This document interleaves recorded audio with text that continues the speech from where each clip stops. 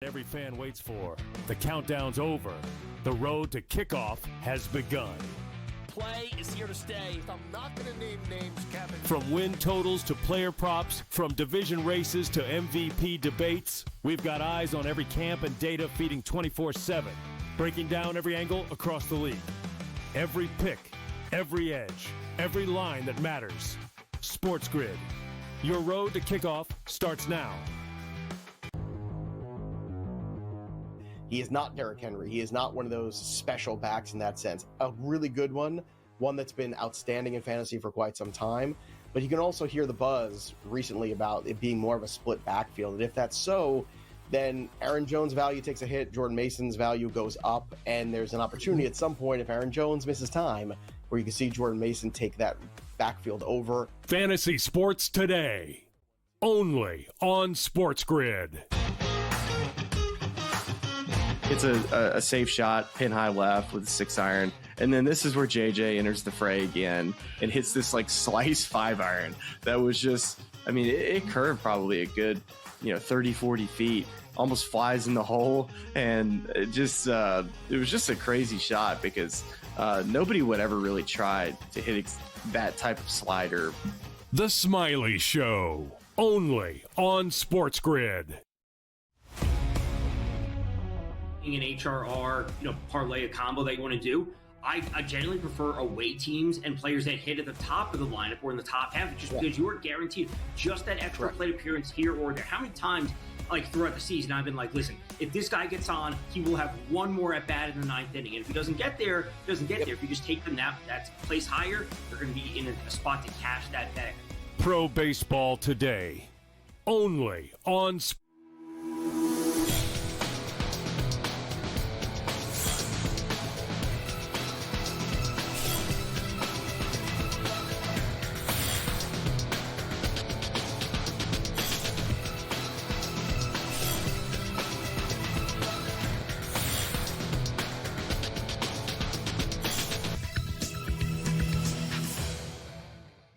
Good afternoon. Welcome to NewsWire. Happy Monday. Get ready for another round of the final week of the NFL preseason before it gets real. And also, folks, this week it all begins. Week 0 in college football is upon us. Guests on the show today, Vinny Iyer of Sporting News. We'll have Jacob Kamaker of USA Today. Tom Vecchio checks in with baseball.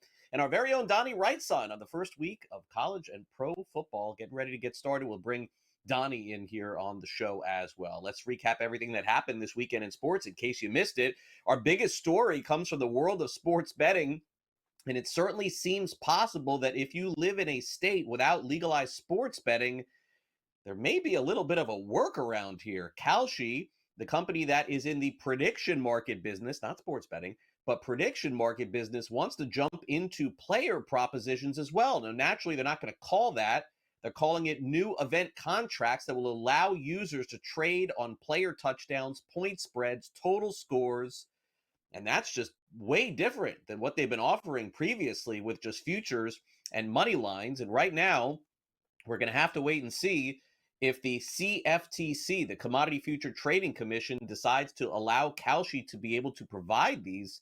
If it does, it is game-changing naturally for companies like FanDuel and DraftKings who are legalized sports betting operators and paying taxes on this as well. Needless to say, we'll see if Kalshi can operate on these in states like California and Texas, where you can't bet on sports currently legally, at least in the United States. Meanwhile, it should be illegal for Scotty Scheffler to play on the PGA Tour. This guy can't be stopped. Another victory at the BMW Championship. He has a chip on the 17th, which will go down in the history books. 82 feet, landed 60 feet short, and then rolled the rest of the way. Super exciting win again for Scheffler, who is not only the best golfer in the world, he's becoming one of the best golfers of all time. Here's Scotty Scheffler as they head toward the end of the season, talking about the huge win that he had at the BMW. Yeah, I mean, it was a tough day out there. The greens got really tough to putt there towards the end, and it was a challenging day. I was starting 4 shots back, but got myself into the tournament pretty quickly there on the front 9, and did a lot of good stuff out there. Would have liked to have a few less mistakes, but overall, I mean, great battle all the way through. Did a good job of staying patient and executing when we needed to. All right, we'll go straight into questions, and we'll start with Doug. If you have a question, put your hand up, and we'll get you a mic. How did you play that chip? on 17? What did you see? What were you trying to do, and what would you have been happy with, realistically? I mean, I missed it on the correct side. I think that's most important. It was a chip that we practiced, and I knew how fast it was, and basically it was just trying to get it on the green. And it's kind of a bowl pin back there to where everything kind of funnels towards it. And I knew it was just going to be really fast, so I'd do my best to get it down there and give myself a good look for par. And when it came out how we wanted it to, and then it started breaking and started looking better and better. And it was definitely nice to see that one go in. In the NFL preseason last night, the Chicago Bears got their final look at Caleb Williams in a preseason game before the real thing begins in a couple of weeks. And man, he looked great. 11 of 18, 184 passing yards, and 1 touchdown. Meanwhile, what happened in this game last night? Chicago shut out Buffalo by a final of 38-0. Yes, impressive performance for the Bears heading into the season. And meanwhile, on the flip side, what in the world with the Buffalo Bills? Sean McDermott, head coach, very upset with the performance, and it makes you wonder if he's going to have to play some starters in week 3. Here's Caleb Williams on getting ready for the season opener. Yeah, it's super important. I think everybody being able to see the first team get out there, and I'm mainly speaking about our guys, being able to see everybody get out there and go and have a good, successful first drive. I think it sets the tone for us as a team.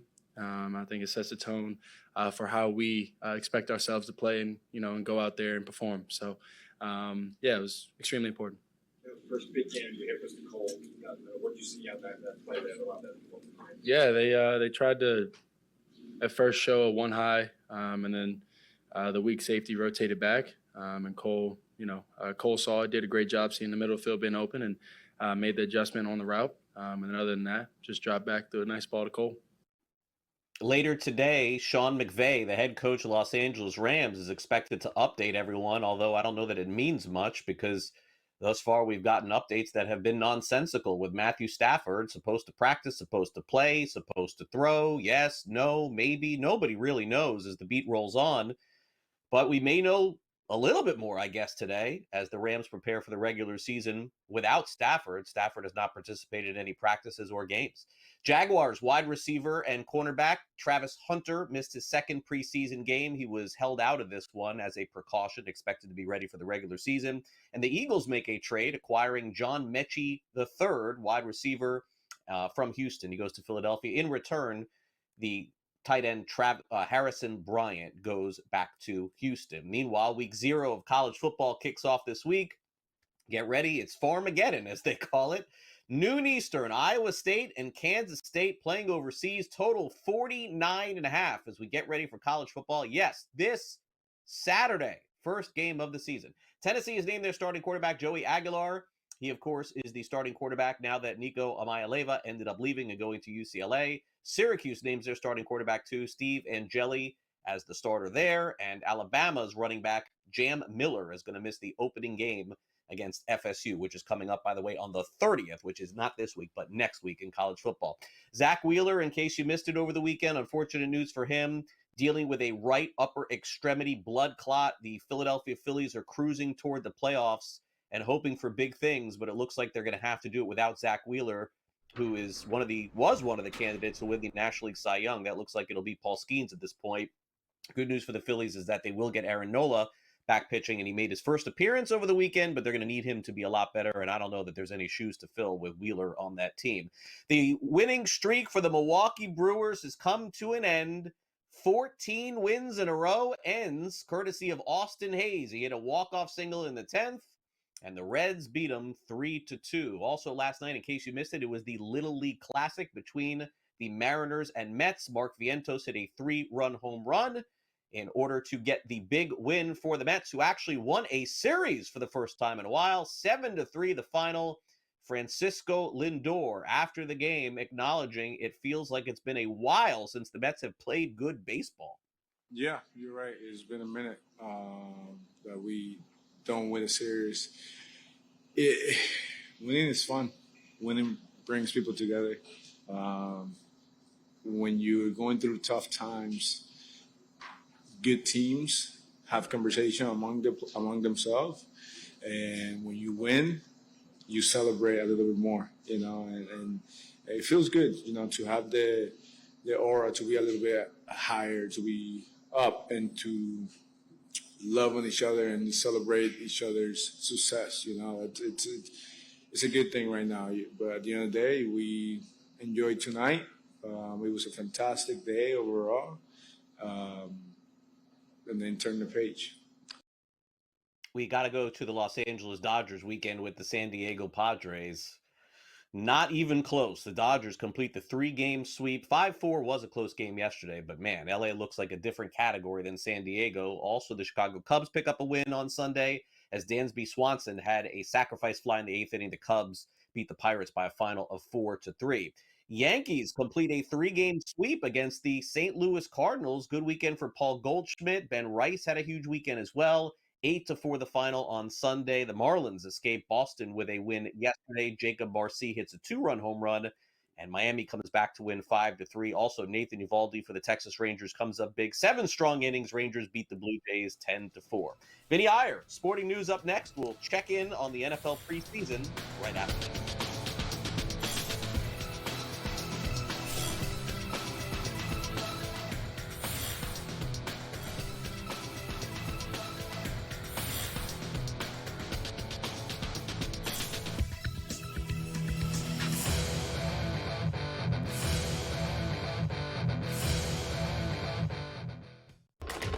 Enter into the magical world of McLuck.com, where even the smallest of spins can win real cash prizes. Adventure into over 1,000 of the best Vegas-style slot games. So what are you waiting for? Unlock your free welcome offer today. Join the fun where winners play and players win. You can find odds for the Phoenix Mercury win the WNBA final. I'm saying it right now. Until I get Stewie back, and they can show me with Stewie, with Messerman, with Stewart, with John Quell, with Ionescu, with Phoenix, until I can see the Liberty look like the Liberty, which they have not been for a while, I'll be willing to say that Phoenix Mercury could make the WNBA finals. In-game live, only on SportsGrid. We're going to go through every single thing, and I've got a great team behind me that's going to help me get the job done. I want this to be the place that people come to. There is going to be an energy to game time decisions that you will feel night in and night out. We are going to hit every single one of those markets that you need to know about. We will have everything at our disposal, and we will use that to our advantage. There is not going to be a better place, I promise you, than Game Time Decisions. I'm Kevin Walsh. Tune in to Game Time Decisions weekdays on SportsGrid. This is the moment every fan waits for. The countdown's over. The road to kickoff has begun. Play is here to stay. I'm not going to name names, Kevin. From win totals to player props, from division races to MVP debates, we've got eyes on every camp and data feeding 24/7, breaking down every angle across the league. Every pick, every edge, every line that matters. SportsGrid. Your road to kickoff starts now. Justin Rose has done it so many times in his career. That's like he's so good at everything. There's nothing that he's bad at. Every part of his game is at close to a elite level when it's good. And so when he had it going on this week, he's not scared, dude. When he gets that look in his eye, watch out. The Smiley Show, only on SportsGrid.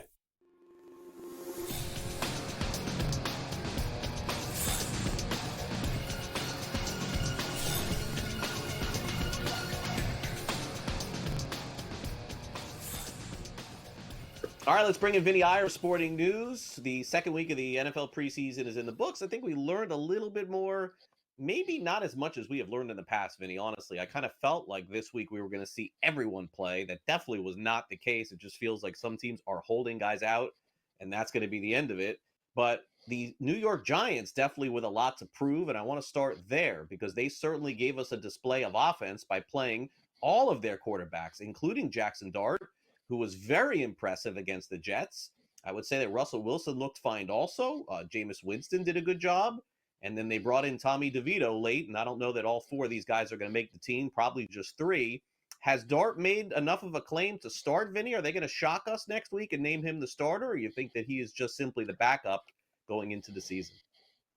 Well, Brian Dable seems to be pretty set on Russell Wilson starting the season, but keep in mind the Giants have a pretty brutal early schedule. So I don't know at one point if they're just going to be losing too much and kind of see where this is headed. And Brian Dable's going to be desperate, right? I mean, he's coaching for a little bit for his job. I don't know if anything other than a surprise playoff berth might save it, but still, he might be thinking, if I can show something with the rookie quarterback, with Mike Kafka, and show some improvement with Jackson Dart, that I can stick around for another season. So it's really going to come down to that. When do the Giants feel comfortable to say, hey, we don't need to just force in Russell Wilson as a, quote, veteran safe option?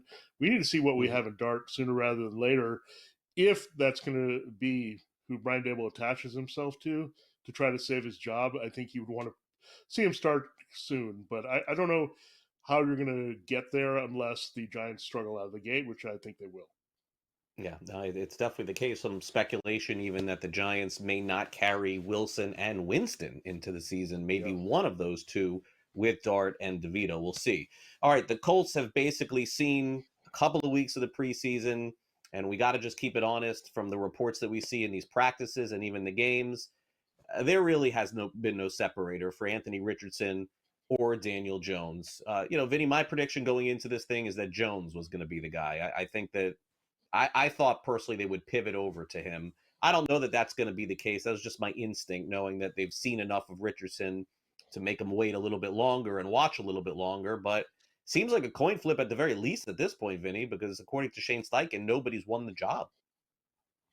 Yeah, this is also a critical year for Shane Steichen, right? To show he can do something with his offense and produce results, even though he's been on the hot seat less than Dable. So when you look at this, I think you evaluate here, and Daniel Jones might give them the better shot to win games because he's willing to check down. He's willing to take the safer passes. Anthony Richardson is probably still looking for hero balls.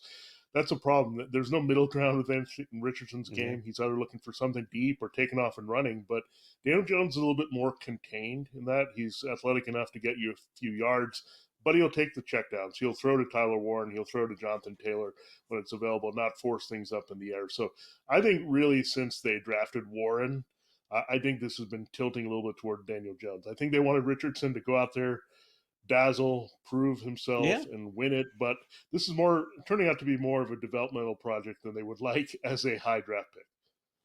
Not surprising, though, at University of Florida. If you watch those games, you had to think that was going to be the case. But Colts took their shot.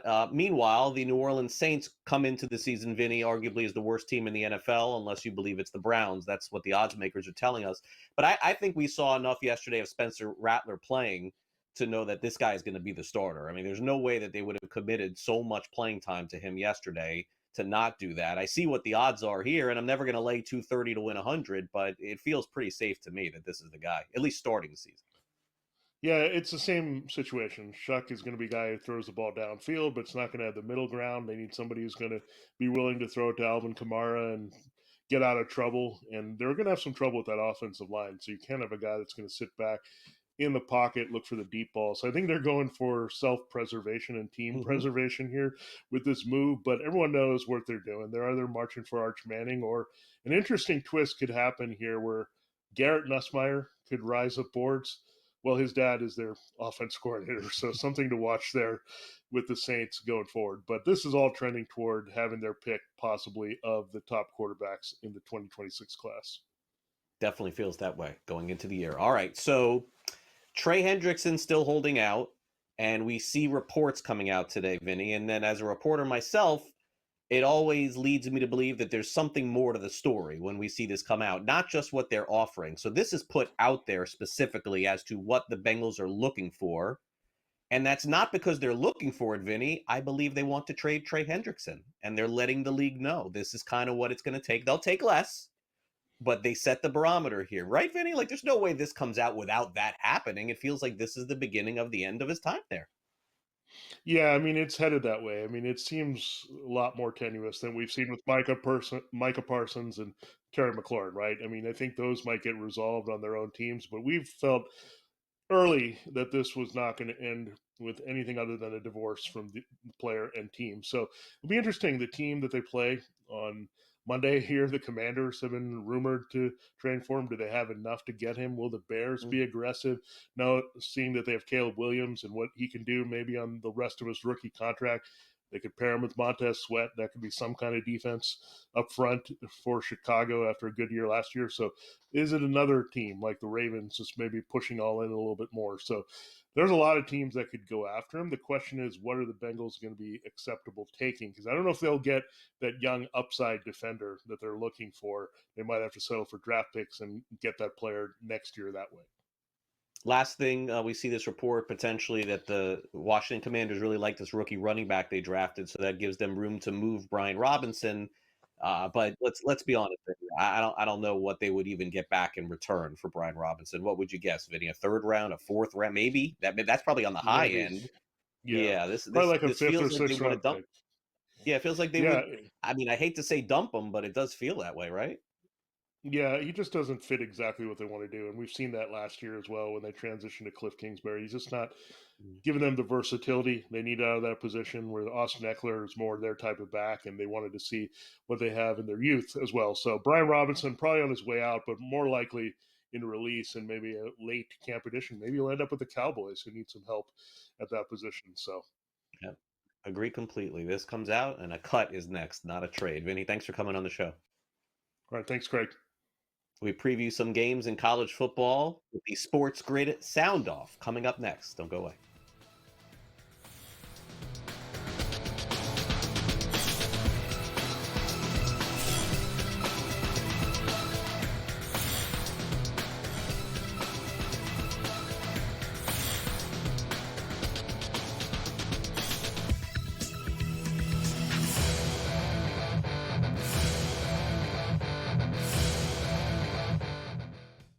This is the moment every fan waits for. The countdown's over. The road to kickoff has begun. Play is here to stay. I'm not going to name names, Kevin. From win totals to player props, from division races to MVP debates, we've got eyes on every camp and data feeding 24/7, breaking down every angle across the league. Every pick, every edge, every line that matters. SportsGrid. Your road to kickoff starts now.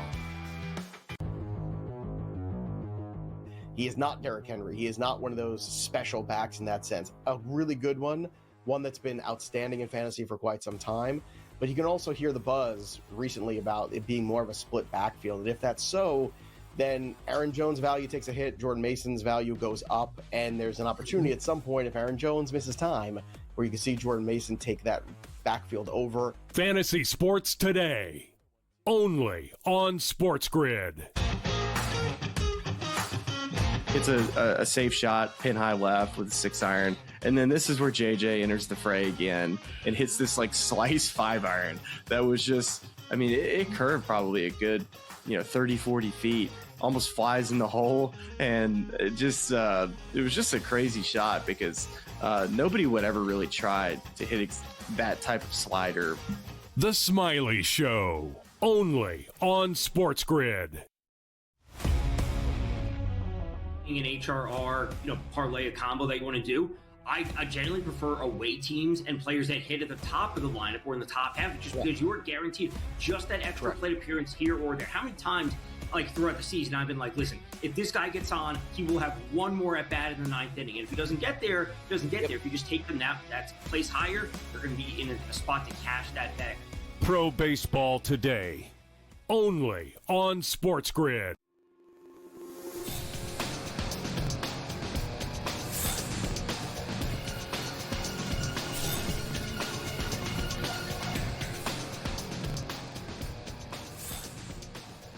Welcome back to NewsWire here on SportsGrid. Week 0 is upon us in college football. The coaches we're going to focus on here are all getting ready for Week 1. That is, of course, beginning a week from Thursday. That will include Rutgers' first game, and we'll preview that coming up here. It's time now for the SportsGrid Sound Off.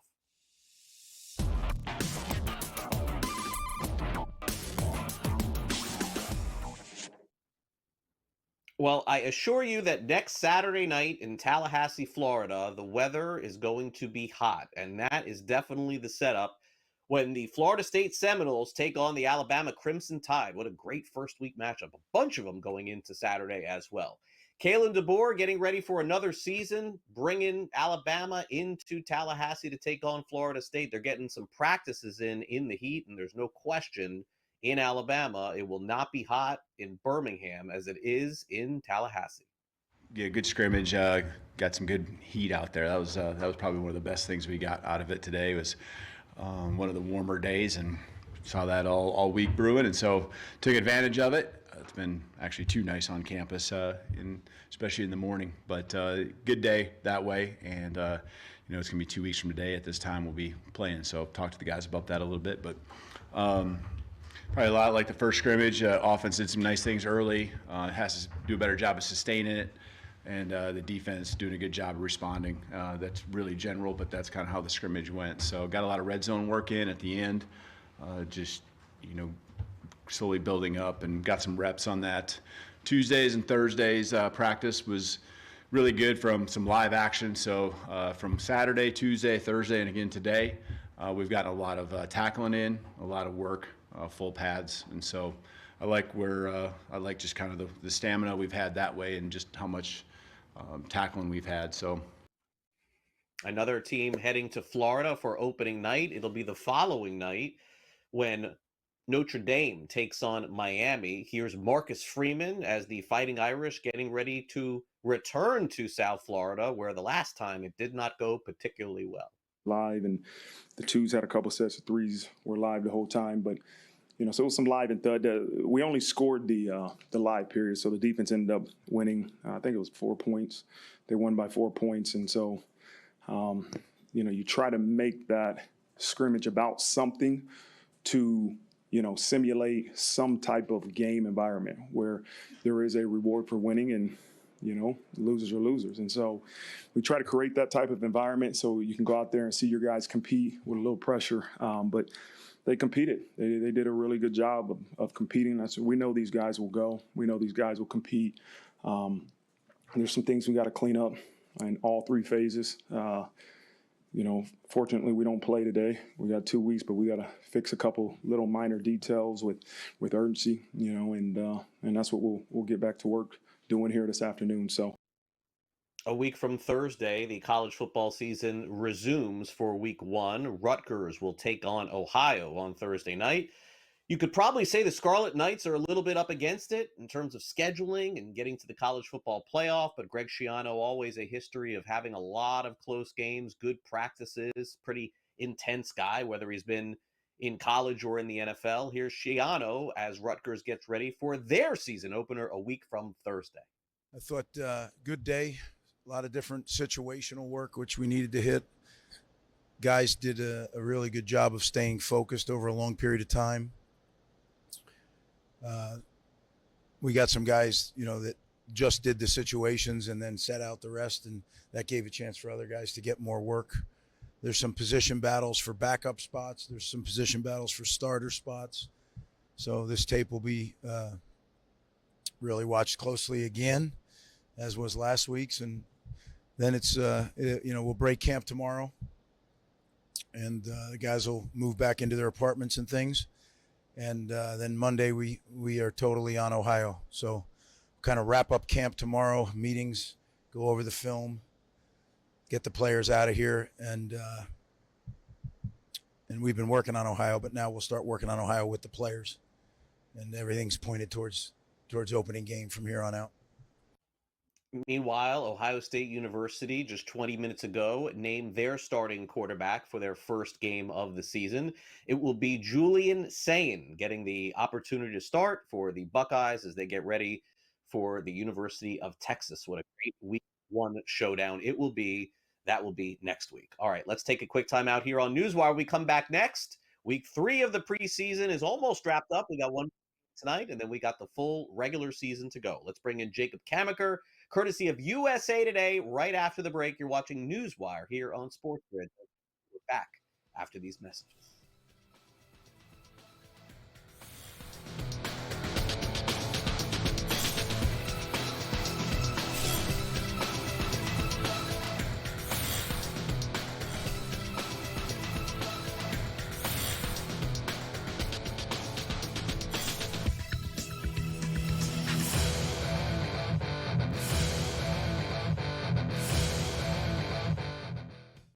This is the moment every fan waits for. The countdown's over. The road to kickoff has begun. Play is here to stay. I'm not going to name names, Kevin. From win totals to player props, from division races to MVP debates, we've got eyes on every camp and data feeding 24/7, breaking down every angle across the league. Every pick, every edge, every line that matters. SportsGrid. Your road to kickoff starts now. He is not Derrick Henry. He is not one of those special backs in that sense. A really good one that's been outstanding in fantasy for quite some time. But you can also hear the buzz recently about it being more of a split backfield. And if that's so, then Aaron Jones' value takes a hit, Jordan Mason's value goes up, and there's an opportunity at some point if Aaron Jones misses time where you can see Jordan Mason take that backfield over. Fantasy sports today, only on SportsGrid. It's a safe shot, pin high left with a 6-iron. And then this is where JJ enters the fray again and hits this like slice 5-iron. That was just, I mean, it curved probably a good, 30, 40 feet, almost flies in the hole. And it was just a crazy shot because nobody would ever really try to hit that type of slider. The Smiley Show, only on SportsGrid. An HRR, parlay a combo that you want to do. I generally prefer away teams and players that hit at the top of the lineup or in the top half, just because you are guaranteed just that extra plate appearance here or there. How many times, throughout the season, I've been like, listen, if this guy gets on, he will have one more at bat in the 9th inning. And if he doesn't get there, he doesn't get there. If you just take them that place higher, they're going to be in a spot to cash that bag. Pro Baseball Today, only on SportsGrid.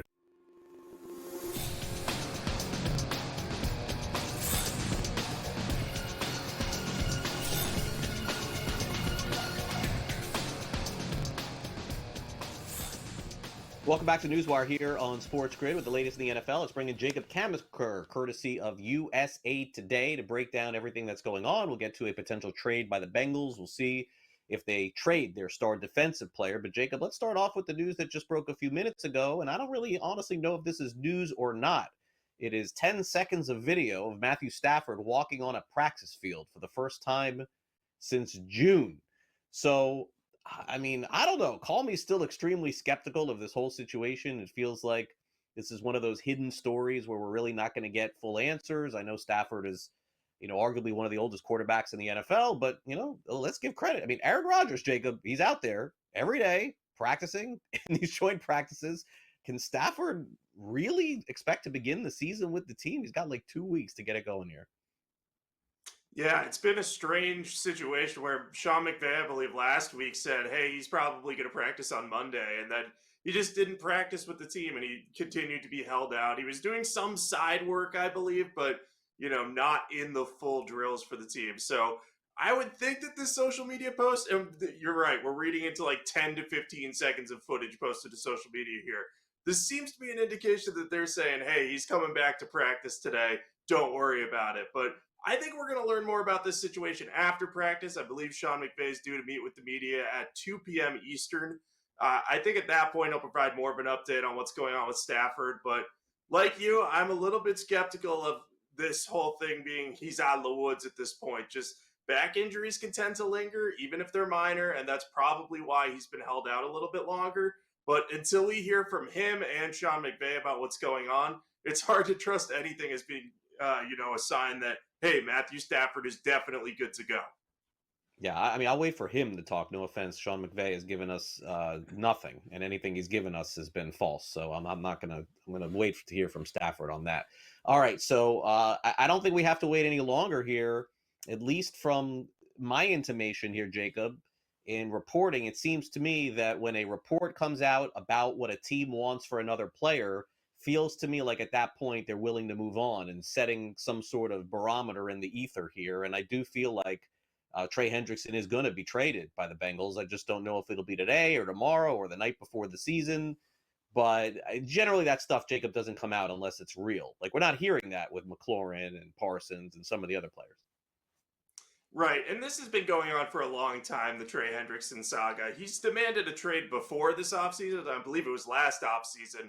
and they kind of were able to patch things over. Or the Bengals kind of went to him and said, hey, you have 2 years left on your deal anyway. We're not going to redo it. What are your options here? So I think that whole situation has just gone on for so long that the Bengals and Hendrickson might finally be realizing, like, hey, we can keep this thing going for one more year, or we could just try to cut bait and move on and the Bengals recoup something. But I mean, let's not make any secrets about this. If Trey Hendrickson is traded by the Bengals, any work that they've done to try to upgrade their defense during the offseason with their early round draft picks and Shamar Stewart and the 2 linebackers they drafted is going to be undone, because Hendrickson is one of the best pass rushers in the NFL. So, you know, if the Bengals do kind of admit defeat and trade Hendrickson, it's going to be an uncomfortable situation for them, where they're going to be looking at saying, hey, our big goal this offseason was to upgrade the defense.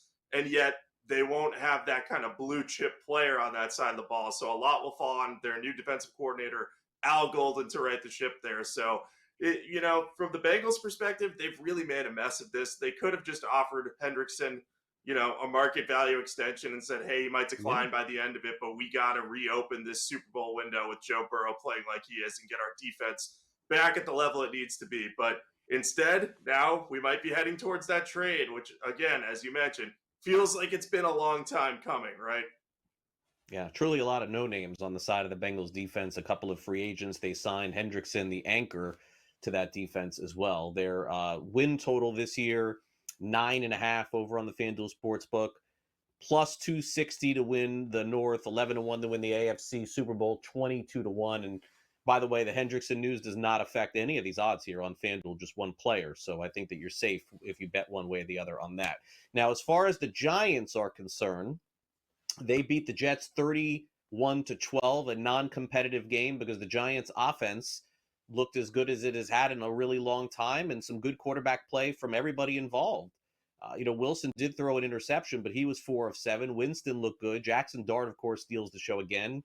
14 of 16, 137 yards and a touchdown. And Tommy DeVito is back for another season. He threw a pick, 3 of 4, 52 yards. There's some talk, by the way, Jacob, that maybe DeVito makes the team as the third, and either Wilson or Winston are gone. I mean, I don't know if that will happen or not. It seems to be percolating a little bit, but as much as I think we all think Dart probably should get the ball week 1, it doesn't seem like it, right? It seems like this is going to be, week 5, 6, something like that? Yeah, I think that's about right. I think they're going to give Russell Wilson the ball to start the season. They've kind of intimated that that's their plan. But we've seen this before. You know, the veteran quarterback who Russell Wilson had some great seasons, but he's clearly in decline at this point. He could be a serviceable starter, but not a guy who's going to win you a lot of games with his play. I think you'll look between 4 and 6 weeks into the season. I think the Giants will look at what's going on, say, we need a spark. The best way to do that is to get Jackson Dart on the field. He's looked really good in the preseason. Now, as we've seen, especially Giants fans know this, Daniel Jones' first preseason game and his preseason performance was excellent. So it doesn't necessarily mean that Jackson Dart's going to be a star right away, if at all. But when you have a coaching staff that's kind of coaching for their jobs, eventually they're going to need to show some sort of spark of life. I don't think Russell Wilson will provide them with that. Maybe he might be able to lead them to like 3 wins in the first 6 games of the season, keep you at 500.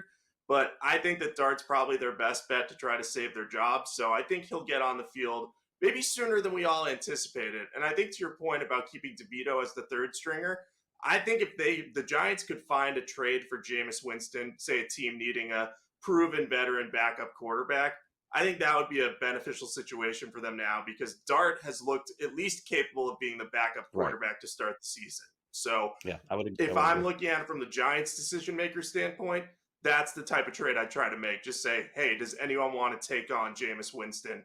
He's a proven dude. He's fun for locker rooms too, by all accounts. So might be a worthwhile thing for the Giants to explore. Yeah, it could be. And by the way, if they win their first 3 out of 6, they're going to go over this win total here, Jacob. 5.5, one of the lowest on the board in the NFL. Cleveland, New Orleans, New York Giants, all under 6 going into the season. Meanwhile, the Philadelphia Eagles took on the Cleveland Browns over the weekend in the preseason. Eagles held everybody out again. Cleveland did not. They played Dylan Gabriel. He was 13 of 18, 143 yards. He also threw an interception. We did not see, of course, Shedeur Sanders. This, ironically, Jacob, maybe week 3 of the NFL preseason, we're back to watching Cleveland again. This may be the most interesting game of the week. It might be. And, Kevin Stefanski said he might plan on naming the starting quarterback ahead of this preseason game. So it may not necessarily be a competition for the starting job, which really looks like it's going to be Joe Flacco. He hasn't played in the first 2 preseason games. He's the most experienced guy there. And he's the only one who hasn't dealt with an injury of the 4 that are in the competition. But I do think it's very interesting to see, can Shedeur Sanders get on the field? Can Dylan Gabriel look good again? And if Kenny Pickett can't get on the field, what becomes of him in this race for a roster spot? I think that the Browns, Kevin Stefanski has said that they may not want to keep 4 quarterbacks if they can help it. It's maybe not realistic.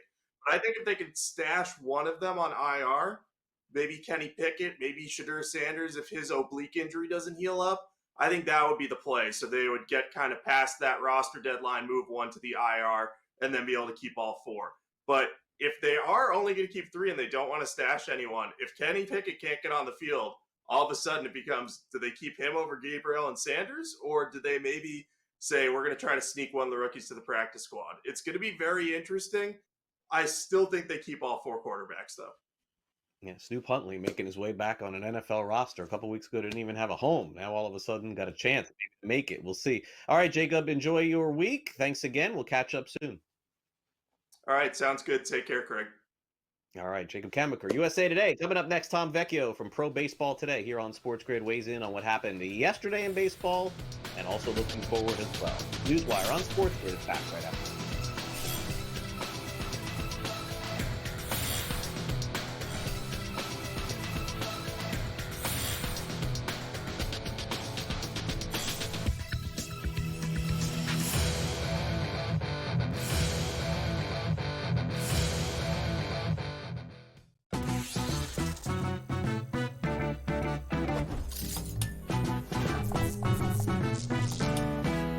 We all know nothing beats the energy of playing live roulette in a casino.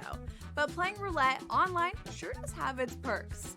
At the casino, you'll average 40 to 50 spins per hour. But online, you're looking at 100 to 150. The more spins, the more chance of wins. Now, go get lucky. See you in Las Vegas. Let's get lucky. He said that was his decision, not a smart baseball play. Like, shut up, Dave. Like, you know what I mean? Like, really. If Ohtani wants to steal third base on his own, let him steal third base on his own, bro. Like, he's Shohei Ohtani. He made the call. He was wrong. He was out. Okay. I wouldn't have called him out for it. In-game live, only on SportsGrid. This is the moment every fan waits for. The countdown's over. The road to kickoff has begun. Play is here to stay. I'm not going to name names, Kevin. From win totals to player props, from division races to MVP debates, we've got eyes on every camp and data feeding 24/7, breaking down every angle across the league. Every pick, every edge, every line that matters. SportsGrid. Your road to kickoff starts now.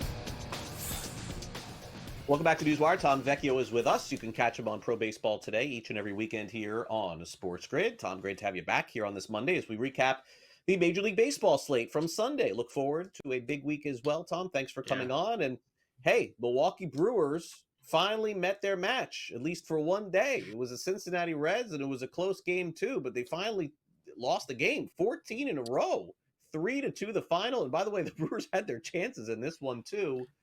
And, their odds have certainly skyrocketed recently. They're, huge favorites now to win the division.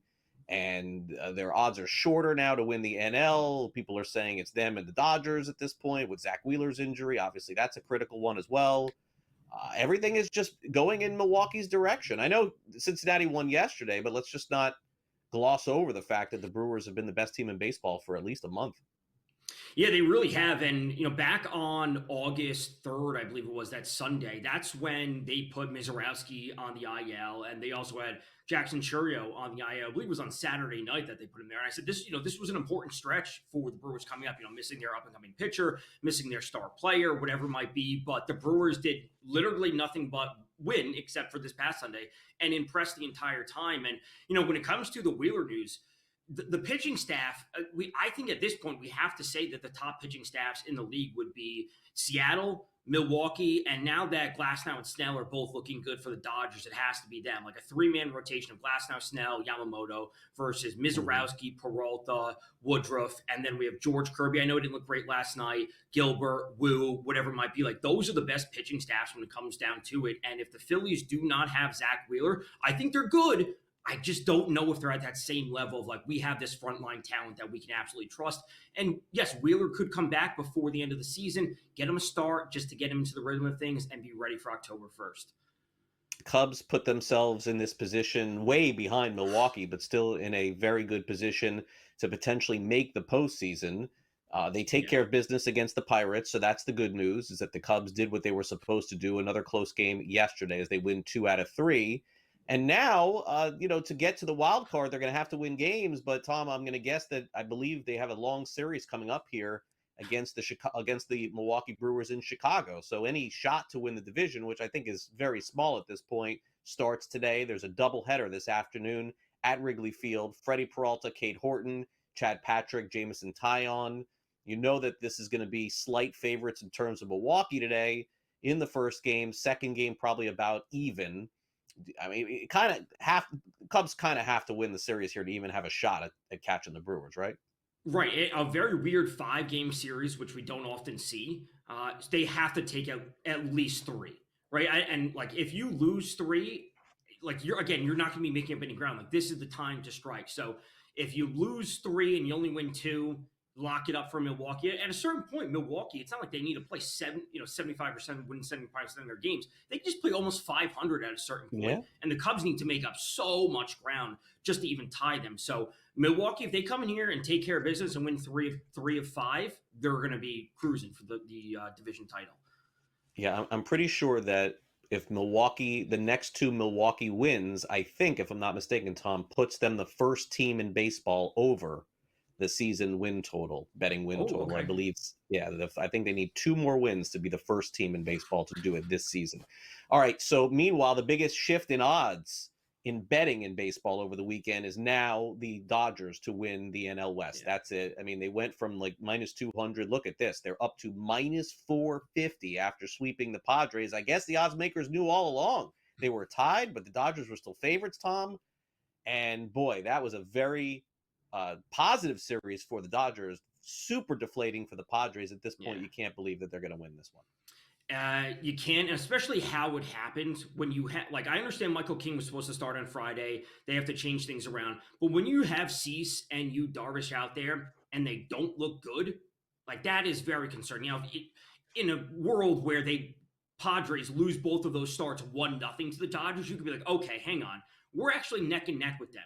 We actually can fight with them, tooth and nail till the end of the season to win the division. But they didn't look good when it's all said and done. There were some, errors out there. Jackson Merrill leaves the game early last night. Things I don't want to say are falling apart for the Padres because I still think they are very good. But you had an opportunity to strike, and it just comes down to man, the Dodgers are still the Dodgers, and it's big brother, little brother when it comes to the NL West, and the Dodgers just hey, we got to turn things on when it counts the most. Yep, and it happened there. Mets have turned it on at least over the weekend. Maybe this is the start, Tom, of something for them. They've had a horrible month, but they're still in a very good position to make the playoffs because the Phillies have not run away with it. They're 71-53. Mets win in Williamsport at the Little League World Series site yesterday. Meanwhile, on the flip side, Phillies are not playing their best baseball. They split their series with the Washington Nationals, and I think there's a pretty good shot that both teams make the postseason. And The difference, I guess, between the Mets and maybe some of these other teams, Tom, is that the Mets are just playing really bad baseball, but they are healthy, right? Like they have all their players. They just haven't gotten going at the same time. They really haven't. And at this point, I would say that the Mets should be more concerned with the Reds rather than trying to chase down the Phillies. The Mets are only a game and a half above the Reds for the last wild card spot. And, the Reds coming down to the end of the season, they're going to have X amount of games versus the Cardinals and or the Pirates. And, if we get to a late season series versus the Pirates, if you were to tell me that they shut down Skeens or scale him back in any way, I don't think anyone's going to be too surprised. So Reds could pick up a few more wins there. The Braves are all of a sudden playing better. We know that the Braves want to spoil anything they can for the Mets. As we saw earlier this week, the Mets need to pick up as many consistent wins as they can. And I think it has to start with the starting pitching. It really has to be better. I think at this point, is it fair to say, Tom, that the Braves, even though they're not going to win a division or make the postseason, they're going to have something to say about this, playing the Phillies and playing the Mets again, and they're playing their best baseball of the season in August. They really are. And if you want to play spoiler, I saw some report a week and a half ago that Sale was on his way back. I understand that he may want to come back. I don't know if there's a reason for the Braves themselves as a franchise to have him back. But Sale stealing a win away from the Mets is something that the Braves probably have a whole lot of interest in. And between the Reds and the Braves, those are the teams the Mets need to be worried about. Take care of those. Tom, great to see you. Thanks for coming on NewsWire. Have a great rest of your week. Thanks again. Thanks for having me. College football begins this week. Rich Sermonillo coming up next is going to give us a preview of a couple of conferences, the Big Ten and the SEC. So don't go anywhere. More NewsWire here on SportsGrid, talking some college football right after this.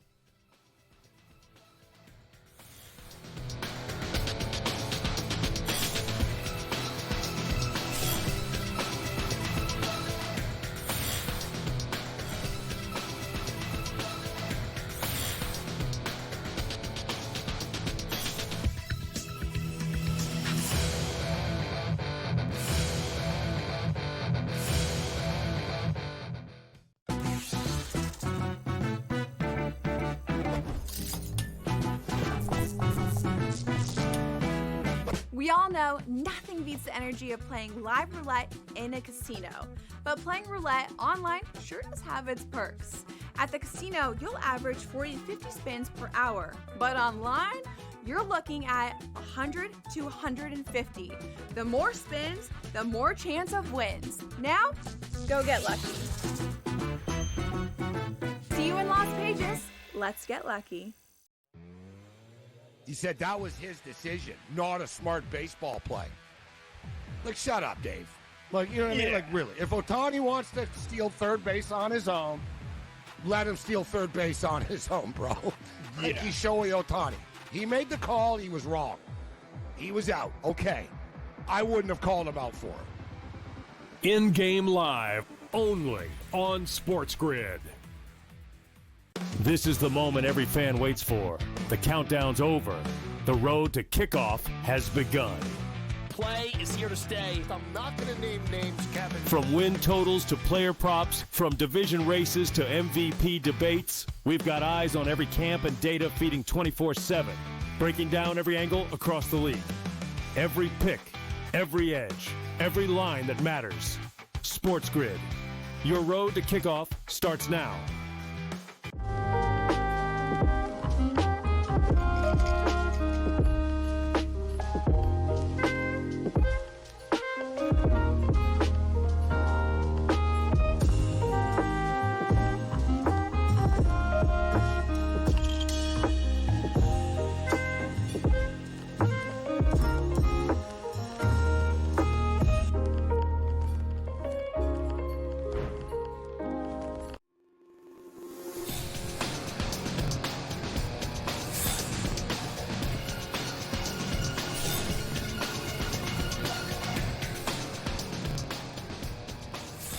Welcome back to NewsWire here on SportsGrid. As we've discussed here on the show, week 0 of college football begins this Saturday. We're not going to see a ton of premium matchups this week if you're looking for those big showdowns between, let's say, the Big Ten and the SEC. Those are not going to start until Labor Day weekend, but folks, that's just a week away.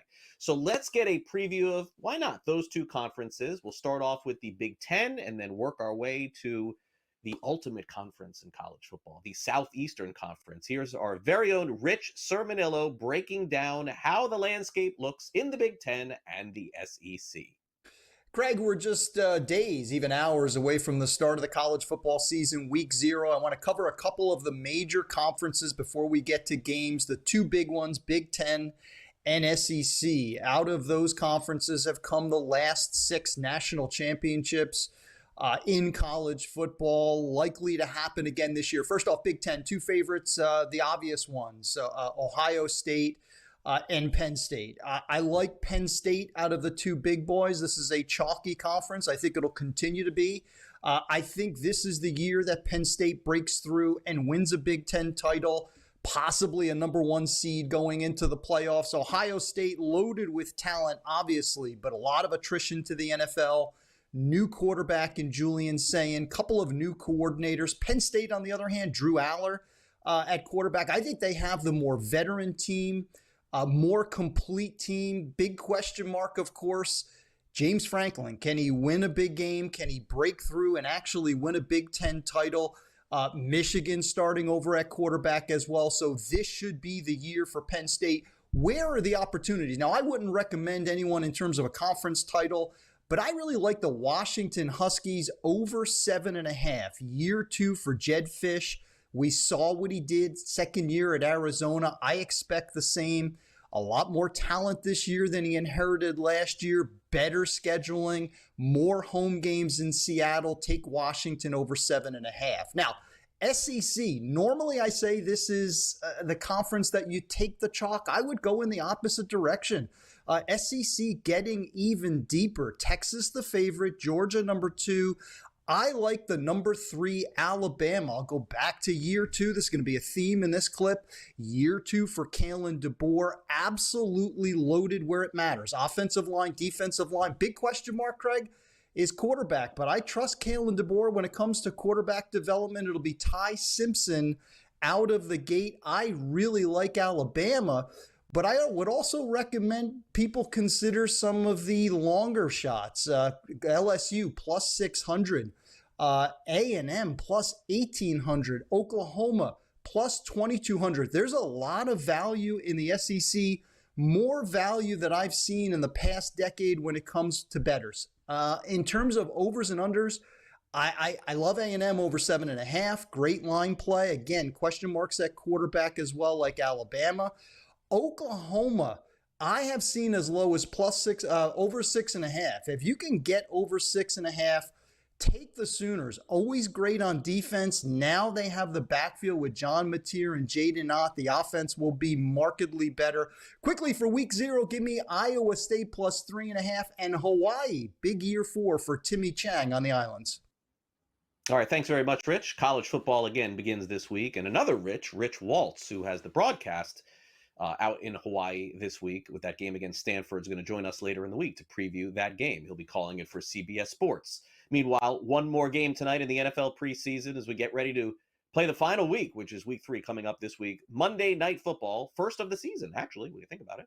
We've got the Washington Commanders taking on the Cincinnati Bengals. A lot of players expected to play in this game for both teams, especially Cincinnati, who will feature Joe Burrow, Jamar Chase, and company. Washington right now a 3.5-point home underdog with a total of 43.5 in this game. Our biggest sports betting story of the day, in case you missed it. Do you live in a state where you can't bet on sports legally? You may have some help here from this company called Kalshi. They're involved in the prediction markets. If you've never heard of them before, very active in the futures predictions. And now they say that they would like to get into the player props as well. They're not calling it sports betting, but they're calling it event contracts, where essentially you could go on their website and make predictions. They don't call it bets, but make predictions on player touchdowns, point spreads, total scores, and point spreads as well. You tell me if the Federal Trade Commission is going to allow this to happen. I literally have no idea. Also, the Rams report that Matthew Stafford is back on the practice field for them today. He has missed all of training camp and all of the preseason, but now we're seeing that he's participating in some individual drills for the Rams, and we'll see what that means later today when we get a better idea if he speaks after this practice today. Speaking of talking, Donnie Rightside is going to do a lot of that coming up with me next. You're watching NewsWire on SportsGrid. We'll be right back.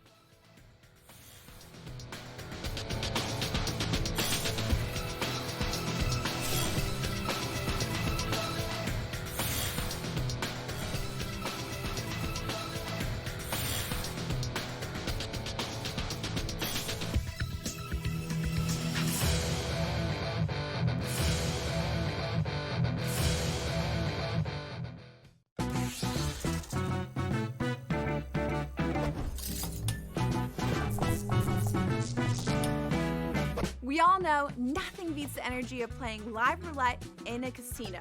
But playing roulette online sure does have its perks.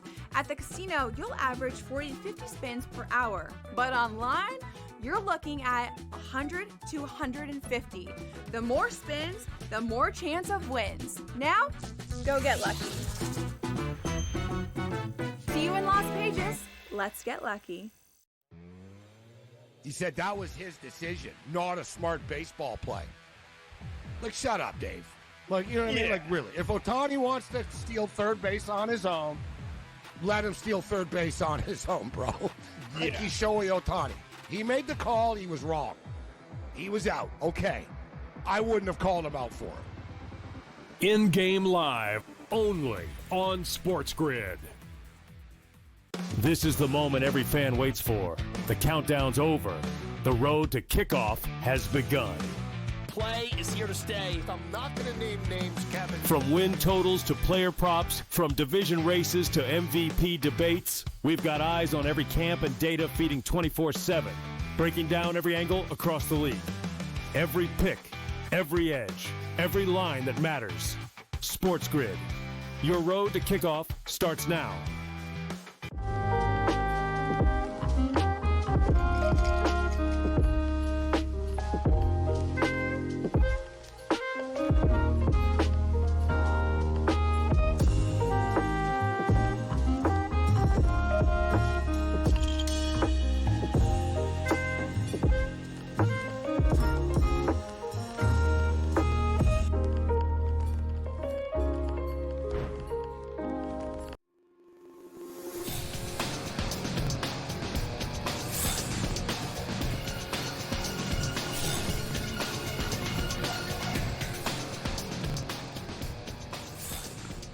You can catch the early line every morning here on SportsGrid. You can also see Donnie Rightside on the show hosting, and he's joining me now for a bit to talk some baseball and some football as well as we get ready for college football this week. You can also see Donnie and Joe Lisi each and every Saturday morning, 10 a.m. to 12 p.m. Eastern, getting you ready for the slate of college football, which, Donnie, includes this week.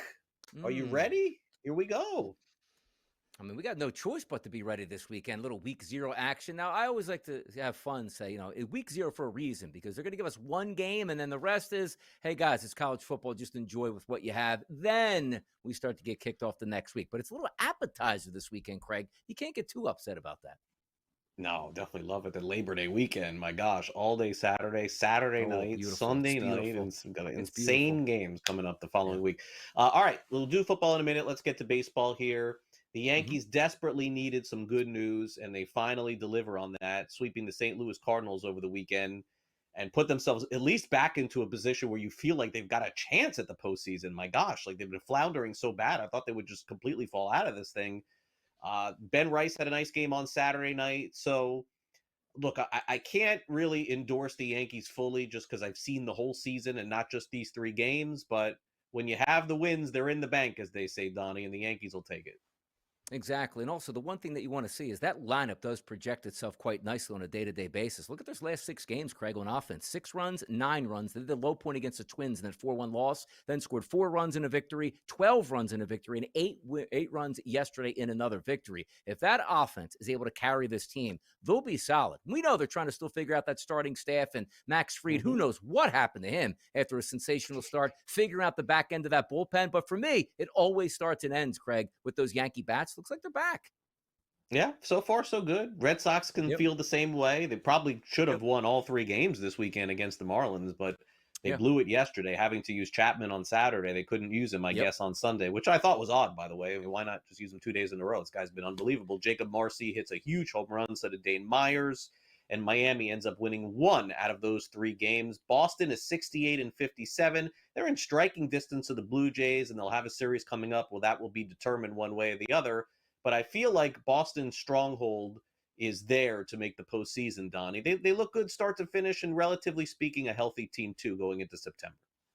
Fun lineup also. It's one of those teams, too. It's like, okay, well, we don't have that championship pedigree per se, but we don't know any better at this point. Like, I like that 1 through 9. And yesterday, you're right about it. What a disappointing performance, if we can say the least. You have the lead going up, and you always talk about how important a closer. It's a closer. Sometimes they win or lose it. Yesterday, right away, like that first home run is hit. What did they do? Cut to the bullpen right away and show Aroldis Chapman. Like, why isn't he in the baseball game? Then Marcy's having a great season so far on the call-up. Rocks a 2-run home run, and you go away with the loss. Like, you're into the 9th inning. That's supposed to be an easy victory, or at least, hey, we give up 1 run, we go to extras. They give up 2 home runs in the 9th. That can't happen, but it's baseball. It's going to happen on a day-to-day basis. Your pitchers can't pitch every single day, but again, how out of gas was Chapman for yesterday? Could have used him yesterday and picked up that W, Craig. Yeah, had to bring him in the day before. It probably led to it. Meanwhile, the Astros dropped 2 out of 3. The Mariners don't pick up any ground. I mean, both these teams, it feels like this is the one division, Donnie, that goes right down to the end. Maybe the last week of the season, odds makers are telling us Houston's pedigree and their past will get them there, minus 145. I'm not so sure. I think either team gets hot. This is not over with. Texas is hanging on, by the way, in terms of the postseason. I still think they have a shot here, but they're running out of time. Angels and A's going to be back next year. Yeah, it feels like the Texas Rangers, for me, Craig, had that chance, right? Like, we're under 500. You play decent around the break, and then you come out of it. It's like, okay, 4 or 5 games above, and they just lost traction there. The Mariners really improved at the deadline. If I go toe-to-toe, right, if I look at that Astros roster for me and compare it to the Mariners, if they're both healthy, I actually give a slight nod to the Mariners in this spot. It's almost like I'm cheering on the Mariners more than I am the Astros because we've seen that, done that before for the Stros. We'll see how quickly Yordan Alvarez gets back into that lineup because they need some pop. It's a decent lineup that can get some help, but just staying healthy is key, and we can't go over it enough. We just talked about Aroldis Chapman, not being able to pitch yesterday. That's a loss. The Josh Hader injury, where they're saying, all right, he's out for the regular season, and he's just going to come back for the postseason. That's something to watch. But for me, I'm giving a slight nod to the M's right now over the Stros. Yeah, big injury. And then, of course, Houston parting ways with Presley in the past and moving him to Chicago. I mean, they're kind of left with no one there, although they are getting some starting pitching back as well. Maybe that factors in as well. All right, so Aaron Judge's odds to win the MVP over Cal Raleigh are as short as they've been in a while because Raleigh just doesn't stop. And at some point, they're I guess, thinking that the voters will have to acknowledge that Raleigh's having the better season offensively. I know they say, well, Judge plays center field. Hey, Raleigh plays catcher too, Donnie. I don't know about this one. For me, another bet where I simply think there's a shot that Raleigh still wins this thing. I'm not leaving him out of this. No, I'm not. And you know why we're not doing that either? Like, I still, like, humans vote on this, right? It's only supposed to be about the statistics. We've seen, years, Craig, let's just say, even the Mariners with Felix Fernandez, going under 500, but winning a Cy Young because he's the best pitcher in Major League Baseball, and a record doesn't indicate really how good a pitcher is. But I do think some things start to creep in. Like the Yankees, if they don't win the division, okay. But what happens if the Mariners have this great second half and win that division going away by 5 games? Cal Raleigh is going to be a big part of that. Same thing as I was looking at, let's just say, the Cy Young Award in the National League. I think Paul Skeens wins it now because of the injury situation to, the Philadelphia Phillies starting pitcher here at the same time. But it's about leverage situations late. You're telling me right now down the stretch the Mariners win that division because Raleigh hits 3 home runs in that final week. He might get some extra votes, Craig, just because of that. Yeah, and I just don't understand the knock on Raleigh that Judge plays center. Like, do people not realize that catcher is the toughest position to play in baseball? It's just so Pacific weird. Northwest bias, Craig. Just a bias out there. That's probably all it is. Meanwhile, look at this. The Yankees are plus 490 ahead of Houston and Boston to win the World Series, or win the AL, excuse me. And why, I have no idea. I think all the other teams that I see there are better than them. No offense to the Yankees. Detroit plus 370. Toronto has really moved into the mix here at plus 380 as well, followed by the team we just talked about, Seattle, New York, Houston, and Boston. Who do you like here? Anybody outside of the norm, or is it one of these teams? Again, just rooting interest. Like, you saw the statistics pop up, or the betting odds, I should say. Like, any one of those teams can certainly win that. But I feel like I have a soft spot right now for the Seattle Mariners. Like, for the first time in a long time, that's a boring team. Yeah, they get some good young pitching, but they can never hit. They got boppers in that lineup. They got electric strikeout guys in the starting lineup for the pitching staff. Like, I feel like I'm rooting that team in, but also not just rooting them in. I think there's a legitimate chance they can take it down, Craig. Yeah, I think so. Remember, I think I came on your show at the beginning of the season and took Detroit at the beginning of the season with you guys, and now I'm feeling like, hey, I got a shot at this one. By the way, expanding on the team, I know that you root for. Let's be honest, follow the closest, and Zach Wheeler. We didn't touch on this yet. I mean, look, this has happened before in sports. and players have come back to have incredible careers. I don't think that I'm going to throw that on Zach Wheeler to say he can't come back next year and pitch great. I mean, Wemby's going to come back. He's going to be great too. We see this a lot. But I think, Donnie, you have to be concerned that you've seen the last of Wheeler this season, right? It's we're not getting a lot of information, which sometimes no information is good information because bad news tends to travel a lot quicker than the good news does. Like, shut him down with that blood clot, but there's no indication of how long it actually will be. Like, is this going to be a season ender? Is this going to be we're going to give him a few weeks off? We're going to watch some medication. He'll be back for the playoffs, or hey, in 2 to 3 weeks he should be just fine. That's sort of the scary part that we're not getting because, like the Johan Duran injury, it's like, oh my goodness, did he? But no, 3:30 in the morning. Let's put this information out. He didn't break his foot. That's what I'm worried about because you get Aaron Nola back yesterday, awesome 6-run lead. He gets blown away in that game, but the Phillies still win. This is the reason why most people, including myself, like the Philadelphia Phillies, Craig. When they got to the playoffs, they were going to line up with a knockout punch of starting pitching that's going to say every single game we have a chance to twirl into the 7th inning. If Zach Wheeler goes down, he's the guy that's always been there, is the guy that never gets injured and is always able to pitch. And also, Craig, don't forget about this. Zach Wheeler said, like, this is my last contract. I will not be a free agent. Right. I don't care how good I pitch. I'm going to retire. So this is something to really keep an eye on. Yeah, and if there is any silver lining to this injury in particular, from what you read, it's a few weeks of nothing and then the potential to come back. If that is the case, this baseball postseason goes deep into October, and we are 8 weeks away from that. Maybe he's able to come back and pitch out of the pen or even anything to contribute. Seems small possibility that could happen. Donnie will join me next and stay with us. We'll do some NFL right after.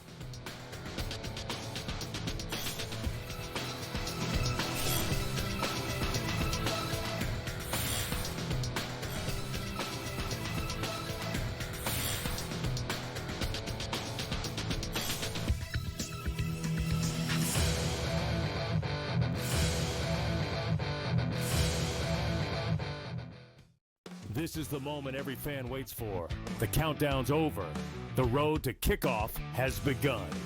Play is here to stay. I'm not going to name names, Kevin. From win totals to player props, from division races to MVP debates, we've got eyes on every camp and data feeding 24/7, breaking down every angle across the league. Every pick, every edge, every line that matters. SportsGrid. Your road to kickoff starts now. He is not Derrick Henry. He is not one of those special backs in that sense. A really good one that's been outstanding in fantasy for quite some time. But you can also hear the buzz recently about it being more of a split backfield. And if that's so, then Aaron Jones' value takes a hit, Jordan Mason's value goes up, and there's an opportunity at some point if Aaron Jones misses time where you can see Jordan Mason take that backfield over. Fantasy Sports Today, only on SportsGrid. It's a safe shot, pin high left with a 6-iron. And then this is where JJ enters the fray again and hits this like slice 5-iron. That was just, I mean, it curved probably a good, 30, 40 feet, almost flies in the hole. And it was just a crazy shot because nobody would ever really try to hit that type of slider. The Smiley Show, only on SportsGrid. An HRR, parlay a combo that you want to do. I generally prefer away teams and players that hit at the top of the lineup or in the top half, just because you are guaranteed just that extra plate appearance here or there. How many times, like throughout the season, I've been like, listen, if this guy gets on, he will have one more at bat in the 9th inning, and if he doesn't get there, he doesn't get there. If you just take them that place higher, they're going to be in a spot to cash that back. Pro Baseball Today, only on SportsGrid.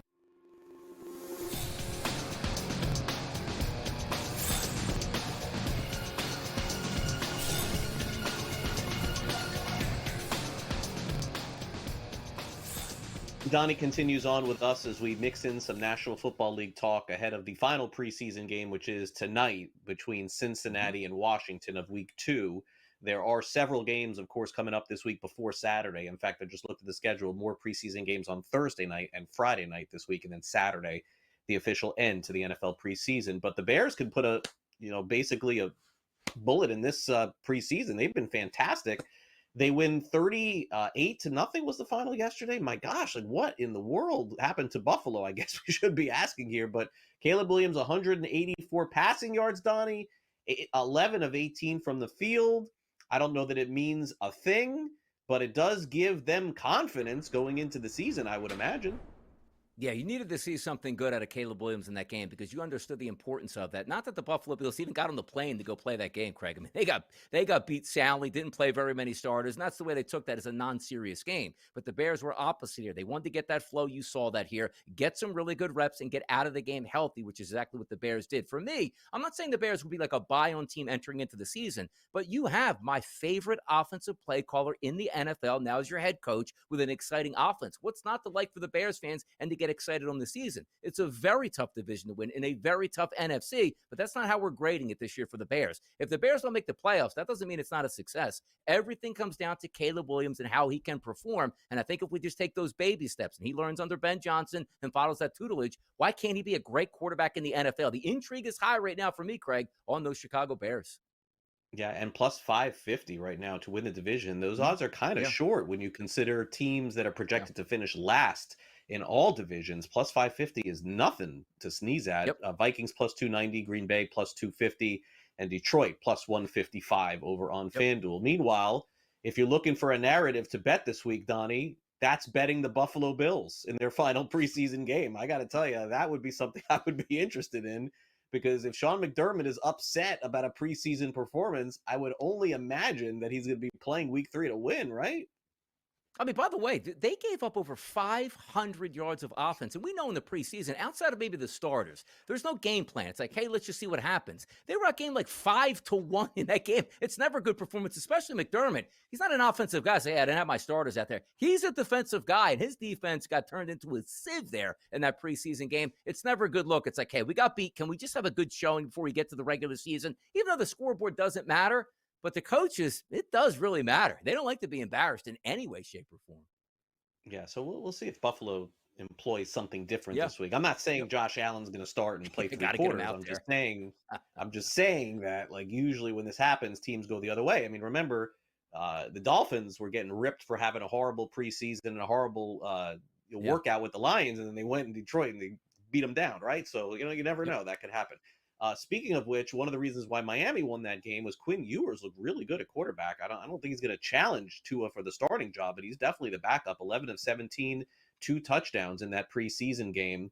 Maybe Stetson Bennett was the most impressive player in all of preseason, Donnie, because I think the Rams are getting the sense. I mean, I don't know what to make of this whole thing, but I get the sense that they think that they're going to need Bennett and they're going to need Garoppolo. So he threw for 324 yards, 40 passes, and 3 touchdowns. And then on the flip side, you had Justin Fields, who struggled. You had Cam Ward, who struggled a little bit too. Your takeaways from some of these games this weekend? I'm glad you brought up Stetson Bennett because coaches will tell you without saying it in words of what they think this season is going to entail. Are we saying Stetson Bennett's supposed to be the starting quarterback? No, but it's almost like, Craig, a player that's like, okay, you're suspended the first 6 games of the year. Well, I'm going to just let it rip in game 3 of the preseason because we don't see you for 7 weeks. Get your work in. There's no reason for a quarterback, first string, second string, third string, fourth string, to throw 40 times in a football game until you're figuring out what you have as a backup quarterback. And that was eye-opening because Jimmy Garoppolo, take a look at Stetson Bennett. If you don't have, let's just say your starting quarterback, Matthew Stafford, 100%, at least you got those reps in a game situation to evaluate if that guy can be your backup. But it's hard to take some of these things. Like Brock Purdy had a decent start here. Yet to see Jalen Hurts in Philadelphia. Some teams take it differently. Josh Allen in Buffalo. We understand those guys, once the lights come on, should be just fine. But it is fun to see some of these backup quarterbacks fighting for scenarios and actually exceeding. But yes, 40 passes for Stetson Bennett. That's eye-opening. That should tell you a little bit about the Rams. Yeah, and I think where they're headed, although Stafford was back today at practice, we will see where that ends up. Let's go to the Jets real quick against the Giants. That was one of the marquee games on Saturday night. Fields was 1 of 5 for just 4 yards, almost as if they didn't even need to play him, Donnie, to put up that stat line, right? I'm telling you right now, like some of these guys that you're looking at and that say, oh, that's just a bad thing happening and Cam Ward's not ready to start the season, you're going to take your lumps at this point. But also, the Justin Fields 1 for 5. That's one where they're just going to figure out if they have a franchise quarterback or not. But how about on the other side of the field there with the Giants, like Jackson Dart? It's preseason. Nobody's game planning. But sometimes all I need to see, Craig, from a young quarterback is just be competent out there in the situations I throw you. Jackson Dart's been really competent, to say the least, in the first 2 games here between the New York Giants when they faced the Buffalo Bills last week and then that game against the Jets. I like what I see out of Dart, man. Get excited. Yeah, I think Winston I would expect to play a lot coming up in week 3 as they get ready to end the preseason. We're expecting to see tonight, Donnie, Joe Burrow play quite a bit. Yeah. And given the way that both these defenses played last season, I guess that's why this is the highest total in the preseason, I guess. 43.5, a night game. I'm trying to figure out why this is so high for a preseason game. Cincinnati minus 3.5, total pushing almost to 44. Does that explain it, or am I missing something else? I guess we're still riding out like every game seems to have a lot more offense than what we've seen in the past. And if any indicators that Joe Burrow is going to go against non-technically full starters on a defense like he did against the Philadelphia Eagles, they should go up and down the field, which might equate to like a 21-point first quarter, and away you go. But I'm expecting big things from those 2 wide receivers in Burrow tonight, including the possibility, Craig, of a touchdown pass on that first drive, close to 3-1. Well, Donnie, I know that you're fired up. You and Joe Lisi, Saturday morning, getting ready for us all for college football. Tell us about the show this year. It's going to be a lot of fun, a lot of opinions here, a lot of bets, of course, but also like this week, like we're sort of setting the table for the expectations of college football today and what you can anticipate on a week-to-week basis. The biggest games, Craig, the biggest players, and the biggest talking points. It's going to be your home for college football, and you got to catch us each and every week at 10 a.m. It's going to be a blast. Everything we do on the SportsGrid Network always deals with fun and also being informative. That's exactly, Craig, what this show is going to be. I look forward to it. Get Donnie in the car over to the studio. I love to see it. Donnie, thanks again for coming on the show. Have a great week. Yep. All right, coming up next, we wrap it up with some last licks with Major League Baseball. Be ready for expansion and alignment. Yesterday, the commissioner alludes to it. We'll tell you more next in Last Licks. Don't go away.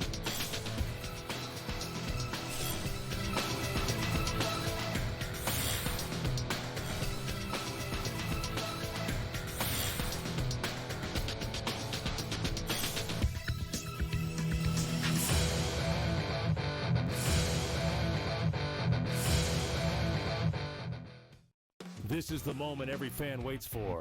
The countdown's over. The road to kickoff has begun. Play is here to stay. I'm not going to name names, Kevin. From win totals to player props, from division races to MVP debates, we've got eyes on every camp and data feeding 24/7, breaking down every angle across the league. Every pick, every edge, every line that matters. SportsGrid. Your road to kickoff starts now. He is not Derrick Henry. He is not one of those special backs in that sense. A really good one that's been outstanding in fantasy for quite some time. But you can also hear the buzz recently about it being more of a split backfield. And if that's so, then Aaron Jones' value takes a hit, Jordan Mason's value goes up, and there's an opportunity at some point, if Aaron Jones misses time, where you can see Jordan Mason take that backfield over. Fantasy Sports Today, only on SportsGrid. It's a safe shot, pin high left with a 6-iron. And then this is where JJ enters the fray again and hits this like slice 5-iron. That was just, I mean, it curved probably a good, 30, 40 feet, almost flies in the hole. And it was just a crazy shot because nobody would ever really try to hit that type of slider. The Smiley Show, only on SportsGrid. An HRR, parlay a combo that you want to do. I generally prefer away teams and players that hit at the top of the lineup or in the top half, just because you are guaranteed just that extra plate appearance here or there. How many times, throughout the season, I've been like, listen, if this guy gets on, he will have one more at bat in the 9th inning, and if he doesn't get there, he doesn't get there. If you just take them that's placed higher, they're going to be in a spot to cash that back. Pro Baseball Today, only on SportsGrid.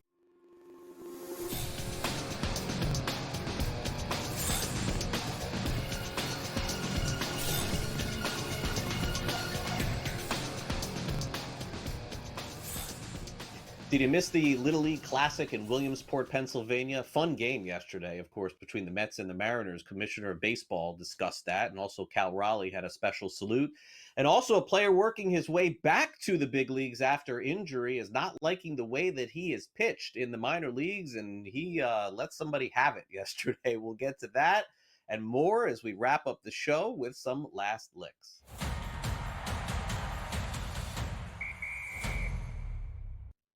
Whenever you get these signature events in Major League Baseball, some positive comes out of it, and we get to hear from the commissioner of Major League Baseball, Rob Manfred, who spoke at Williamsport, Pennsylvania, about some of the future issues and comings and goings in Major League Baseball. One of the things that he discussed on Sunday Night Baseball was about division realignment, which could potentially mean teams that used to play against each other all the time, no longer the case. And the other hint that he gave us too, which does seem to be moving forward at a pretty rapid pace, is it does feel like now that the Oakland situation is potentially resolved in Las Vegas and Tampa Bay is being sold, that they could expand. And Major League Baseball has been reportedly looking at a city in Nashville to add another team, and also maybe even expanding a new playoff format where two more teams make it, one in the American League and one in the National League as well. Realignment could be a little crazy and a little bit wacky, but hey, get ready for it, especially if a new team joins the fray in Major League Baseball in the future. Also, he mentioned that the World Baseball Classic, which is coming next March, is going to be absolutely huge once again. How about Cal Raleigh? Cal Raleigh with a very creative way to show off his teammates yesterday, which would include his gear. Now, Cal Raleigh, of course, is a catcher in Major League Baseball, and for those who don't know, you're allowed to tinker a little bit with the catcher's gear. In his chest protector yesterday, Raleigh honored his teammates. And the way that he did it was kind of funny. He has pictures of every single player on the Seattle Mariners wearing their Little League uniforms or travel baseball uniforms, wherever it is. And so there it is. You can see Cal Raleigh having little photos of all of his buddies there, just like they did in Little League Baseball. Now, I think that this was a great little send-off there for the game yesterday, and hopefully I think that using different kind of ways to have fun in baseball is always something that I like to see, and I thought a really good job yesterday, by the way, in Williamsport. So those of you who want to see Julio Rodriguez play at the Little League level or travel level, playing internationally, you can check out that online. It was posted yesterday by Cal Raleigh's Instagram account. I actually want to give credit to him. All right, another member of the Seattle Mariners, that is Victor Robles, who has actually had a renaissance kind of a career. Remember Victor Robles, who came up as a prospect with Washington and refound himself with the Seattle Mariners, and then he got hurt. If you remember, diving, I believe maybe opening day or first week of the season. He's been out for a really long time. So he's working his way back, and he's playing minor league baseball and very close to returning to the major leagues. But the problem is that Robles, going into last night's game in this rehab stint, which has only been about a week, if I'm not mistaken, has been hit twice in games. And then he was hit again yesterday. Now, obviously, we can't show you this video, but if you go online, you can find it on YouTube or anywhere else. Just a quick Google and you'll find it. Robles was hit by a pitch again by a pitcher named Estes, E-S-T-E-S, used to pitch for the Oakland A's, now Sacramento. And Robles decided to take his bat and throw it at Estes. He did it. Now, he's going to be suspended by baseball, whether it's minor or major, I'm not sure. He did apologize after the game for doing it, but yeah, you can't throw the bat at the pitcher. I don't. Is it throwing the bat at the pitcher worse than fighting the pitcher? Probably so. I think the bat is a weapon. I guess your hands could be considered weapons too, but Robles got to know better than that. He'll be back in the big leagues though pretty soon.